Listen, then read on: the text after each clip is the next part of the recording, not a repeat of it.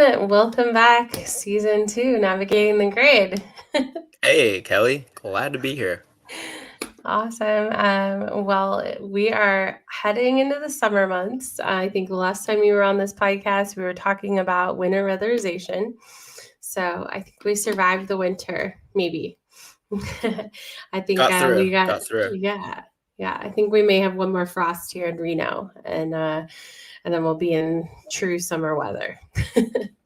Yeah, well, we're well on our way to summer in Pennsylvania, so feeling the heat a little bit. It's welcome Nice. though. It's a good break. Yeah, you guys had a wet winter, I think. So, well, I think we got a lot of generators, a lot of customers that we're working with getting ready for summer weatherization, headed into the summer months. And I know, this is big in Texas, and then it's big with a lot of the ISOs. We'll see notices come out on preparedness from PJM. California ISO, several others. So, talk to us about summer preparedness and getting ready for those regulatory filings and then operationally. Yeah, for sure. So, as you mentioned, Texas seems to lead the way in extreme weather preparedness. Obviously, as we talked about with the winter preparedness, a lot of that stems from the PUCT rules, especially 25.55. And after Winter Storm Uri a few years ago, everything seemed to intensify. But yeah, Texas seems to be leading the way with their detailed preparedness measures and requirements. So I'm going to be talking specifically about PUC 25.55, but like you said, a lot of other interconnections, ISOs, and entities are starting to require something similar in the way of extreme weather preparedness. So,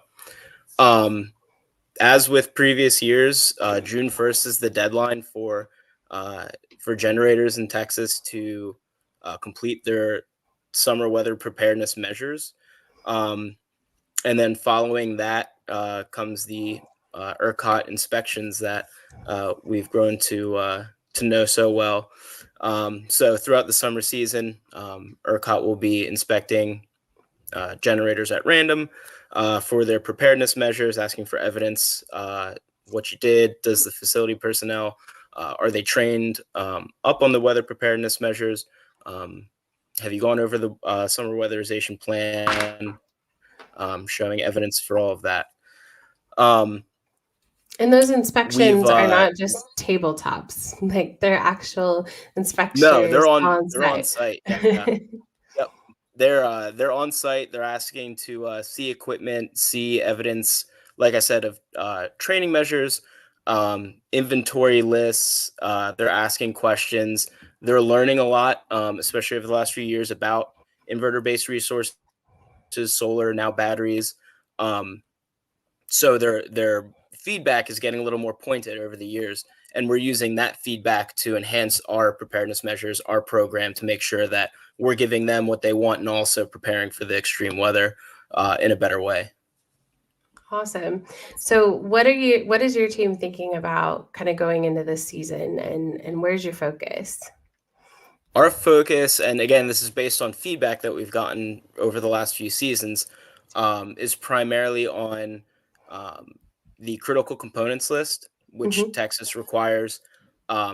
Anything that, if rendered unavailable, would basically take the site offline. So, for solar sites and battery storage sites, we're talking about the generation step-up transformers and the HVAC system in the control house, which is part of the feedback that we've gotten from ERCOT inspectors that originally I wouldn't have considered. But if you think about it, in the hot summer months when the temperature is over 100 degrees or so, if that HVAC fails, all of the electronic equipment in that control house, the relays, SCADA equipment, batteries, overheats, renders your project offline and deteriorates grid stability. So those are the two pieces of critical components that we're focusing on. Another, like I mentioned, is training. So they want to know that people on site that are responsible for extreme weather preparedness measures. So the folks on site that are doing the weatherization, doing the checks, that they've been trained on the preparedness measures, on your summer weatherization plan, on your winter weatherization plan, things like that. And as with anything in the compliance world, evidence is key. So it's not enough to just say like, oh yeah, we read the plan. Have an attestation, names, titles, dates of when that training took place, and that's what ERCOT's really looking for. Awesome. So, what should folks think about going into the summer if they've done this before, they've been through an inspection before? Are you guys making any changes to your training? What are we seeing people do different this year than we saw last year? Anything? Nothing too drastic. I think just the controls are a little bit more robust that we're having now. Our checklists that we're going through with our O&M partners and our clients is a little more detailed. It helps in the inspection phase when the ERCOT folks are on site. So you really have, a few documents or a document there that lists everything that we know that they're going to ask about, and it's right there readily available for them. As opposed to kind of scrambling for pieces of evidence that you need to either get back to them with, or you may have in different folders. So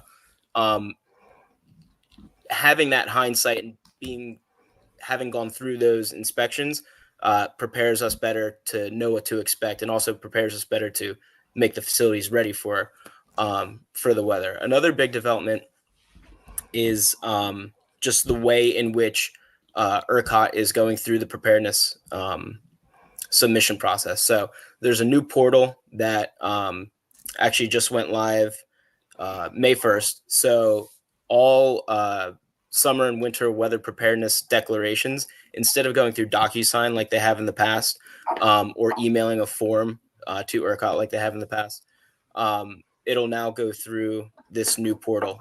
All notices of inspections are going to go through there. All any remediating actions from inspections all get processed through this new portal. So it's the first year navigating that, but hopefully it'll make the process a little smoother. Yeah, I think we were chasing a lot of DocuSigns in the past. So Yeah. hopefully this will make it better. Is there anything special to get set up on the portal that folks need to know about, or is it pretty simple? Yeah, for sure. It's it may not sound simple, but we've had some folks going through that process with clients now, and it worked out. But you need to get a digital certificate. So if you're familiar with any of that with ERCOT, the whoever's responsible for administering that portal, making those submissions, following up the inspection requests, needs to be set up with a digital certificate, and then the USA for the facility, which stands for User Security Administrator, needs to assign that user as a certain role.